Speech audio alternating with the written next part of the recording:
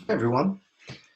It's actually been quite a while since I've posted a vlog, a video blog. But there's been something on my mind, something I've been investigating for the past few months, and I wanted to talk to you about it. It's a little subtle, but it has to do with what it is that we really are. Now, in non-duality circles and in Buddhism, or different lineages of Buddhism, not all lineages of Buddhism would agree with the perspective that I'm about to articulate. But the whole non-dual approach is that it's not two, or you could say it's not many. Non-dual, literally not two. But I had a Zen teacher years ago by the name of John Daido Loori, Daido Roshi as we used to call him. And he used to say, it's not one, it's not two. What is it? Another Zen koan went like this. If all things return to the one, what does the one return to? And it's that point of inquiry I want to investigate with you today. Because in a lot of non-dual and other spiritual practices and teachings, there's a recognition that there's a witnessing consciousness. We might call it oneness. We're all one. Oneness, awareness, pure consciousness, awakeness, subjectivity. And it's really the first step in spiritual growth is to recognize that there is a witnessing consciousness, a witnessing awareness, a witnessing presence to phenomena. Because most of us live our lives under the belief that there is something real out there that is independent of us. So we create a sense of separation between self and other, between that which is observing the world and the world itself. This is the first separation. And it's the one that occurs very early in our lives with the development of the ego, what we call the ego, the small self, the me, that I'm a me here and that you're a you there, that there's a me here and that there's objects in the world out there independent of this me. But that's a story that we buy into at a very young age. And it solidifies in our marrow, in our cells. It's a very difficult belief to let go of. And yet it is the belief that must be let go of, that must be dropped, that must be seen through. There is no separate me here. The me is just a story. And when one sees this clearly, what we converge on, so to speak, is that it's all one thing. Now, I can talk about interconnectedness and dependent co-arising and all of that from the perspective of oneness, but I want to go beyond that. But first, let's recognize that there is this subjectivity. A friend of mine that I have lots of discussions and debates with once said, you cannot deny subjectivity. And I agree with him. You can't deny it. But that isn't everything. Or is it? You see, in Buddhism, in the Heart Sutra of Buddhism, it talks about form is emptiness. Emptiness is form. Doesn't say that they're necessarily two things of the same, although it might appear to be such. But ultimately, they are one and the same. And the point I'm making here is that this subjectivity goes by many names: witnessing, the witness, observer, witnessing consciousness, awareness, awakeness. It has to be seen clearly that that is what you are, not your ideas about who you are. That's not you. What you are encompasses the whole thing.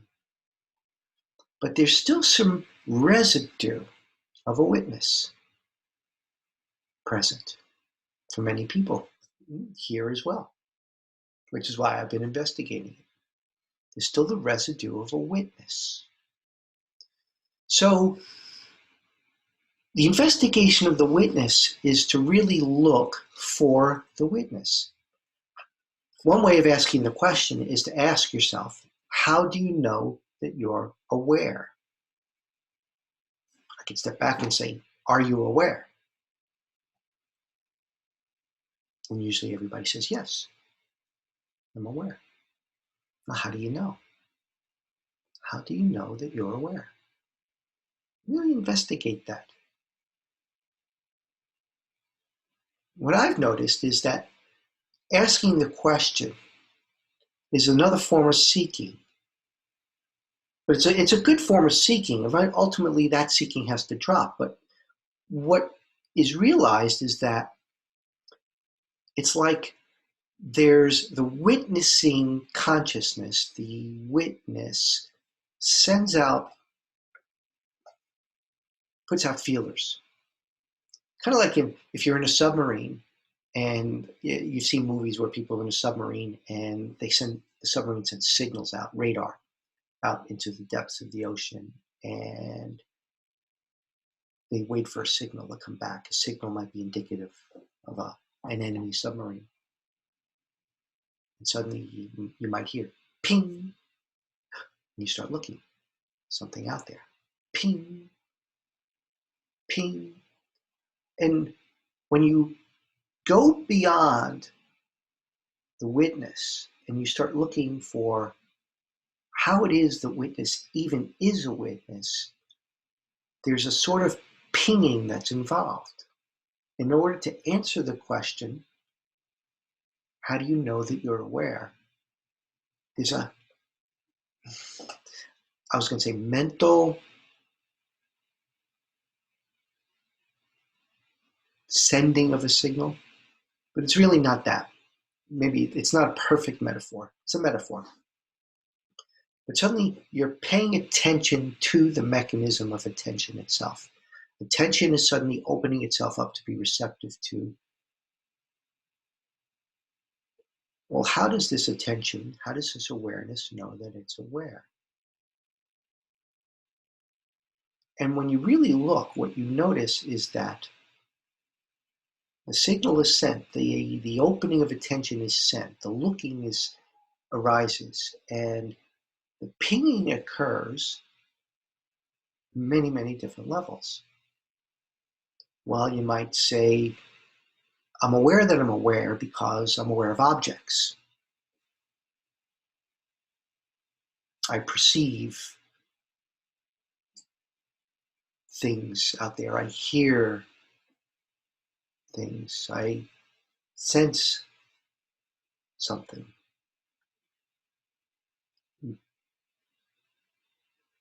But if you drop each of that, take away sight, take away hearing, take away sensation, you might even be left with sort of the internal physiological sensations. Maybe a little ringing in your ear. Maybe sort of the feel of the heartbeat or of blood coursing. Or maybe just energy, an energy pattern. But if you drop that,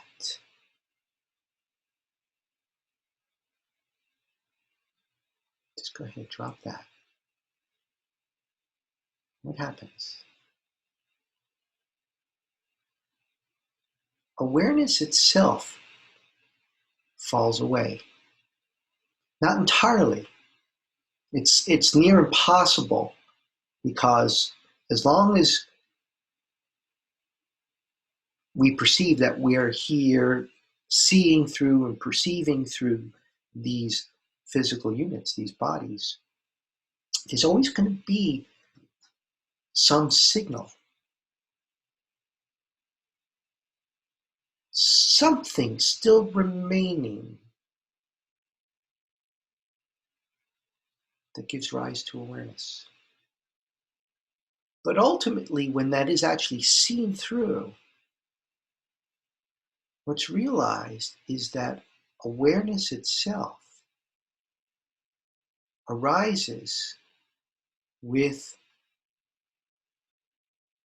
the receipt back of any signal. Awareness itself is, I would say, an arising. But that would sort of beg the question, well, then where is awareness arising? What's prior to awareness? And there's where we get into maybe a discussion of the Buddhist concept of emptiness, nothingness.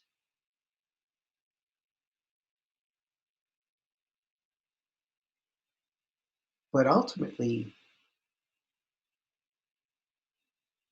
what is beyond or prior to awareness is not someplace that awareness or attention, consciousness can even go. It can't. It's impossible.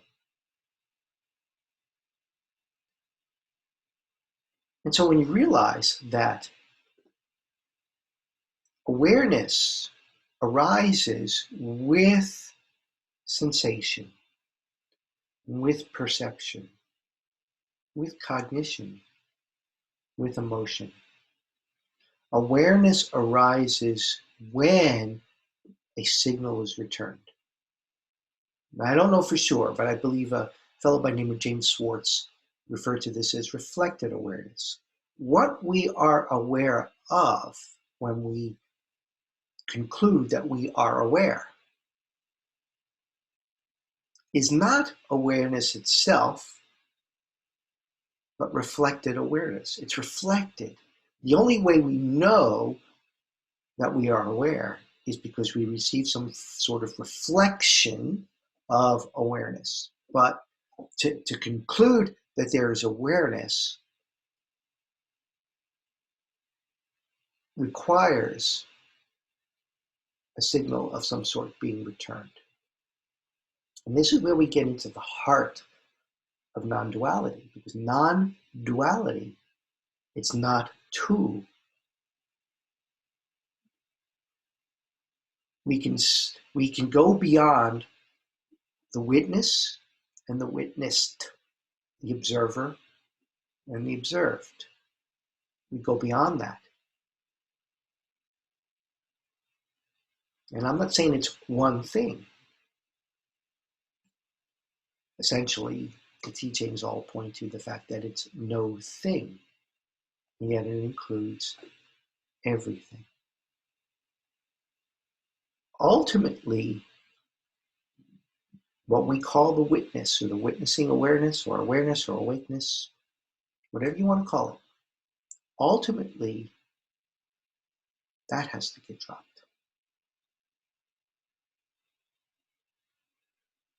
What's left?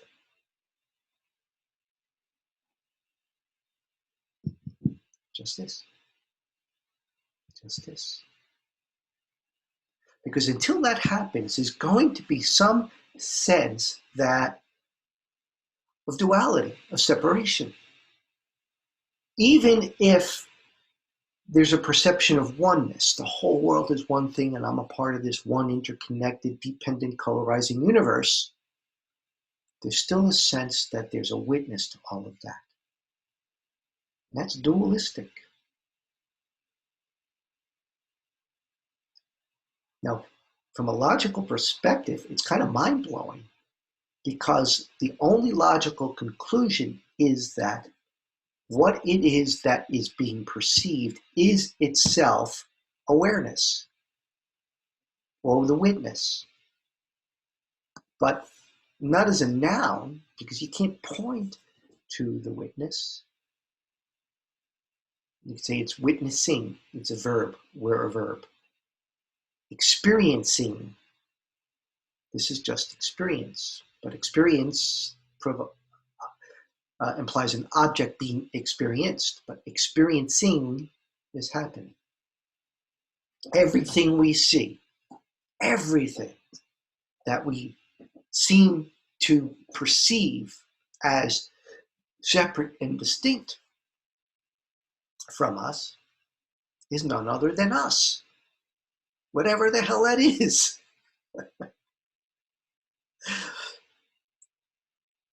That's the mind-boggling, paradoxical mystery, because the mind cannot wrap itself around the fact that whatever object we perceive, I call it a pen, I see the object of a video screen in front of me in a computer, I have a couple of screens on my desk, the computer, other things on my desk behind me, some roses from the garden, a lamp shaped like a meditator in Zazen, a couple of plants up above. But what is perceived, both physical sensations and mental formations and emotional energies and apparent physical perceptions, are none other than awareness itself, none other than that which we call awareness. Don't get hung up on the word awareness. What we are cannot be separated from that which is perceived.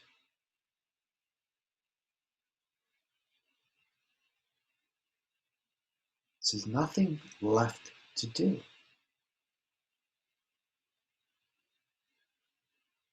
I was going to say the only thing left to do is to drop the even notion of the witness, but that's not something you can do. It just has to happen. When it's seen clearly that the only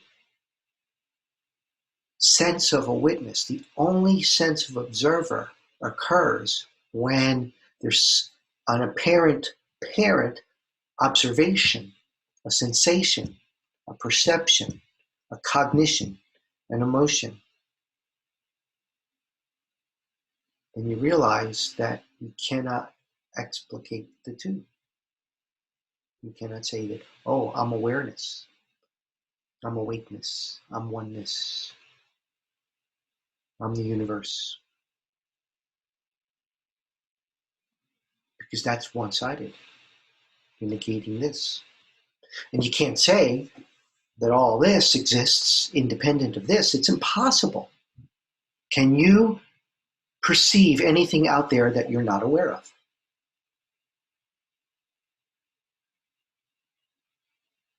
Can you? Can you perceive right now anything that you're not aware of? No, you can't. Perception requires awareness, awareness requires perception, but all I'm saying is you go beyond that and realize they are one and the same. That's what you are, which is why the teaching of just this is really what it comes down to. This. In Zen, I've seen Zen calligraphy where the character for thus is used, just thus. It's another way of articulating and expressing just this. Just this. None other than this. That's what you are. That's non-duality. That's form is emptiness. Emptiness is form. Absolute and relative are one and the same. Observer and observed are one and the same. And language gets me trapped here. They're not even one. Because I can't put a container around and say, it's all one thing. It's the same thing. But it's not a thing.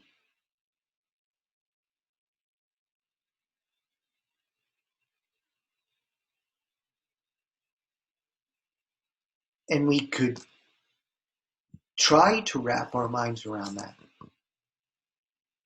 But we can't. It might even make some sort of sense to you. But it won't really make any sense to you. You just have to see it. And I say see it. You have to grok it. You have to, whatever it is that we are, that is all of this, has to somehow grok for itself through these apparent units that there is no separation between what we believe is a witness or observer and that which is being witnessed. No separation. As soon as the slightest thought comes in, separation occurs. And as soon as the slightest seeking, as soon as we send out our own internal radar signal, which is an important step, don't get me wrong, I'm saying don't do that. I'm saying do it. It's a necessary, important step to look deeply, send out the awareness signal to see what comes back. But only by doing so will you ultimately see that that's a futile exercise. Ultimately, it's a futile exercise. But ultimately, when the aha moment, so to speak, Kensho happens, awakening, another level of awakening, so to speak. Language, again, is dualistic, but then it's seeing perception and awareness, witnessed, observer and observed, are what we are.